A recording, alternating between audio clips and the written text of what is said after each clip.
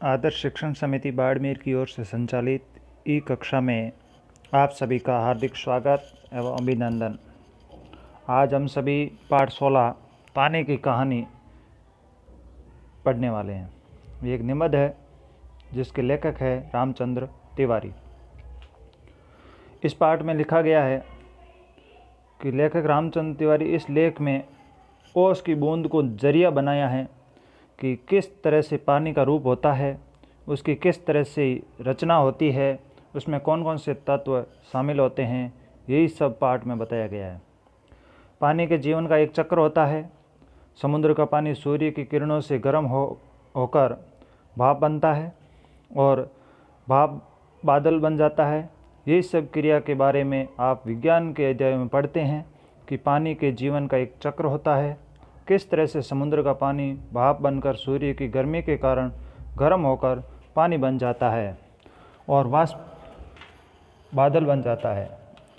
ऊपर आसमान में जाकर काफ़ी ऊंचाई पर पहुंच जाने पर वह बादल का रूप ले लेता है और जब बादल बरसते हैं तो कुछ पानी धरती में रिस जाने के कारण उसमें चला जाता है और कुछ नदी नालों में बह जाता है।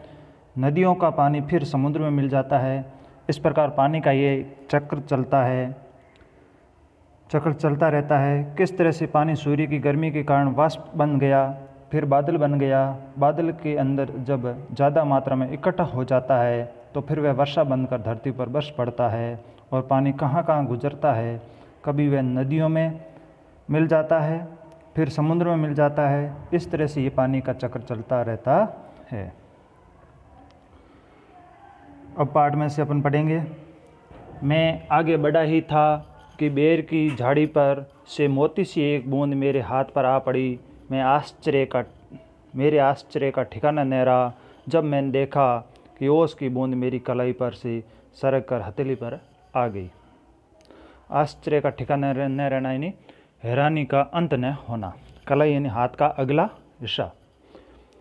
इस पेरे में लेखक कहता है कि किसी काम से वे रास्ते पर जा रहे थे कि बेर की झाड़ी पर से मोती सी एक बूंद लेखक के हाथों पर आ पड़ी।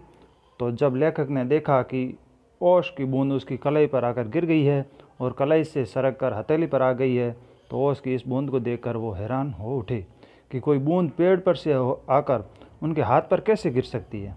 ये जानने के लिए उनकी जिज्ञासा जाग उठी। फिर आगे लिखता है कि मेरी दृष्टि पड़ते ही वह ठहर गई। थोड़ी देर में मुझे सितार के तारों की सी झनकार सुनाई देने लगी। मैंने सोचा कि कोई बजा रहा है। चारों ओर देखा, कोई नहीं। यहाँ दृष्टि शब्द आया, दृष्टि नहीं नज़र। जैसे ही लेखक की नज़र ओस की बूंद पर पड़ी तो वह ठहर गई। थोड़ी देर में लेखक के सितार के तारों की तरह कुछ संगीत सा सुनाई देने लगा। लेखक ने सोचा कि कोई सितार बजा रहा है। उन्होंने चारों तरफ देखा, कोई नहीं था जो सितार बजा रहा हो।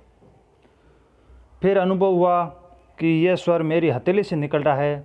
ध्यान से देखने पर मालूम हुआ कि बूंद के दो कण हो गए हैं और वे दोनों हिल हिल कर ये स्वर उत्पन्न कर रहे हैं, मानो बोल रहे हैं।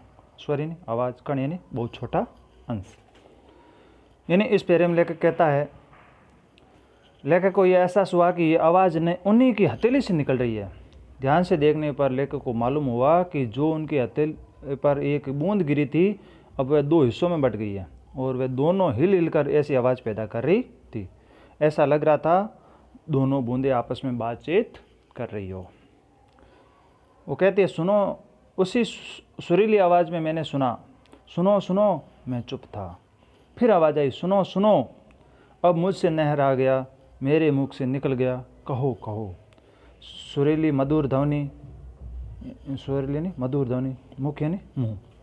अब लेखकों को ऐसा हुआ कि दो बूंदें मधुर ध्वनि में आपस में बातचीत कर रही है। उन्हें लग रहा था जैसे वह बूंदें उनसे कुछ कहना चाह रही है, क्योंकि उन्हें सुनो सुनो ऐसी आवाज़ आई, लेकिन लेखक ने कुछ नहीं कहा। फिर लेखक को दोबारा आवाज़ आई तो सुनो सुनो। अब लेखक से न रहा गया और अब उत्सुकतावंश लेखक ने मुंह से निकल गया, कहो कहो। ओस की बूंद मानो प्रसन्नता से हिली और बोली, मैं ओस हूँ, जानता हूँ। लेकिन मैंने कहा, लोग मुझे पानी कहते हैं, जल भी मालूम है। मैं बेर के पेड़ में से आई हूँ, मालूम, जानना, मालूम है नहीं। जाना। लेकिन ने जैसे ओस की बूंद से बात करने लगा तो ओस की बूंद मानो खुशी से हिली और बोली कि वह एक ओस है। लेकिन ने कहा कि उन्हें पता है कि वह ओस है। ओस ने आगे कहा कि लोग उनके इस रूप को पानी के नाम से भी जानते हैं और जल के नाम से भी। ये जानकारी ओस ने जब लेखक को दी तो लेखक ने कहा कि उन्हें ये भी पहले से ही पता है। अब ओस की बूंद अपने बारे में बताती है कि वह लेखक की हथेली पर बेर के पेड़ से आई है। ठीक है, अब यहाँ बात शुरू हुई है। अगला पार्ट जब अपन करेंगे इससे आगे पढ़ेंगे। 2 प्रश्न है। पहला, लेखक को ओस की बूंद कहाँ मिली? लेखक को बेर की झाड़ी पर ओस की बूंद मिली। ओस की बूंद क्रोध और घृणा से क्यों कांप उठी? पेड़ों ये प्रश्न आगे है, फिर भी हमें कर लेना है। पेड़ों की जड़ों से निकले रोए, इसके बारे में बलपूर्वक धरती के भूगर्भ से खींच लाना, उसके खजाना याद करने की बूंद घृणा और क्रोध उठी। ये पाठ आपको करना है। धन्यवाद।